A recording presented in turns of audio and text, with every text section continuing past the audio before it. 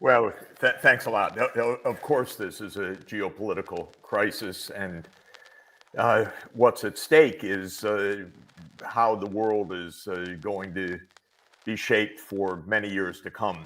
And there is a view that I've wanted and held for a long time, which is that we have an open, peaceful, interconnected world. And there's another view, which is that we're divided into camps and at war with each other, whether wars on the margins of these two camps or something even dreadfully worse.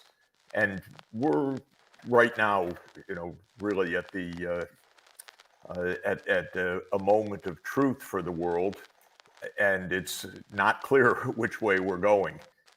For me, you mentioned I've been a witness to this for a long time, and indeed, I really was a witness to these events already 33 years ago. I was the lead advisor to Poland in its first post-communist government. I was then advisor to Gorbachev's economic team through Grigory Yavlinsky in 1990 and 91. I became advisor to Yeltsin in 1991 to 1993. And I was advisor to Leonid Kuchma, first president of independent Ukraine in 93. So I watched from the very beginning. And,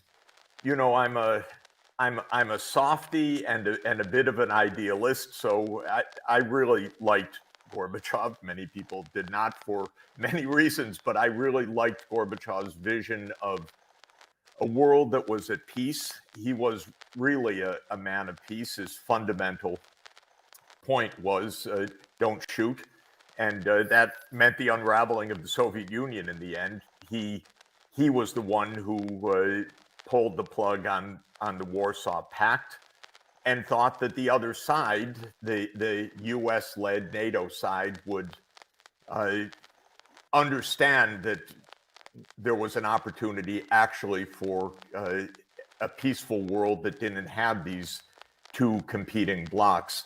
And I signed on to that vision.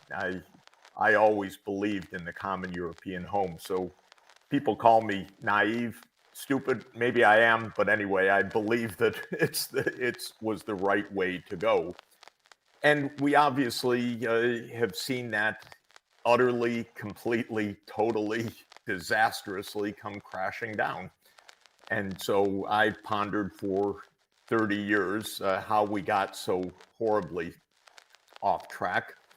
And I think it's pretty clear that both sides played into this, but I utterly resent and did resent already 30 years ago that the US couldn't get it through or US leaders couldn't get it through their sometimes thick skulls that Russia didn't have to be an enemy, that it could actually just be a counterpart, even a partner on many things, and that at a time of duress at the end of the Soviet moment, it was time actually to find a path to peace. Even before that, perhaps naively, I thought that Gorbachev's attempt to democratize the Soviet Union was good and should have been supported also economically. But I have to tell you, perhaps the most amazing single moment of my professional life was actually being in the Kremlin in December 1991, when Boris Yeltsin walked across the room, entered a room from a far door, walked across the room to where I was heading a small economics delegation, sat down and said, "Gentlemen," because it was all men, "Gentlemen, I want to tell you the Soviet Union is finished." And he pointed to the far door and said, "I've just met with the leaders of the Soviet military, and they have agreed to the dissolution of the Soviet Union." So I heard that literally out of Yeltsin's mouth that moment, and believed that it augured peace and cooperation, and obviously that has not come to pass. So yes, this is a geopolitical crisis. This is not a war between Russia and Ukraine mainly. This is a war between Russia and the West, if you will, especially a war between Russia and the U.S. But we use those terms. It's a war between small groups leading these countries, and especially in the U.S., the neocons who have led U.S. foreign policy basically for the last 30 years, and I think have led it disastrously wrong. Absolutely. Now, can I just, because a lot of things there, but first of all, you talked about Eastern Europe. How is it that Eastern Europe, not just the West, has become so radicalized? Because I remember Tadeusz Mazowiecki, who was the Prime Minister of Poland. He came across to me as an extremely measured, very, sensible, rational man. He did not, it seems to me, seek confrontation with the Russians at that time. There was general goodwill. I mean, we also had in the Czech Republic, we had a leadership which was also willing to work with the Russians, and yet Eastern Europe has also become radicalized. It's now become extremely hostile to Russia. It's almost driving the hostility to Russia within the European Union. Is this a consequence of the divisions? Is this a consequence of NATO expansion? Is that strengthened certain elements within these societies that have sought confrontation? And is NATO expansion the root of the problem?